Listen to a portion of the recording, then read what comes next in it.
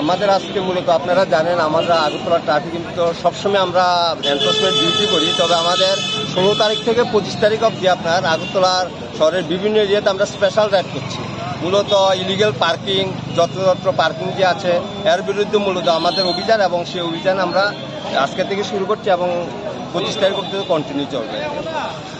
মানে এই ক্ষেত্রে একটা সবচেয়ে বড় জিনিস যেটা ই রিক্সাগুলা প্রতিনিয়ত রেজিস্ট্রেশন দেওয়া হচ্ছে, যে জায়গায় বলা হচ্ছে গভর্নমেন্ট থেকে যে মিউনিসিপ্যালিটি এলাকার মধ্যে যাতে কোনো রেজিস্ট্রেশন না দেওয়া হয়, প্রতিনিয়ত রেজিস্ট্রেশন দেওয়া হচ্ছে, এইগুলো রাস্তায় ভিড় জমাচ্ছে এবং বাইরের অন্য রুটের অটো এমসি এরিয়াতে এসে চলছে, সেদিকে আপনাদের কোন নজর আছে?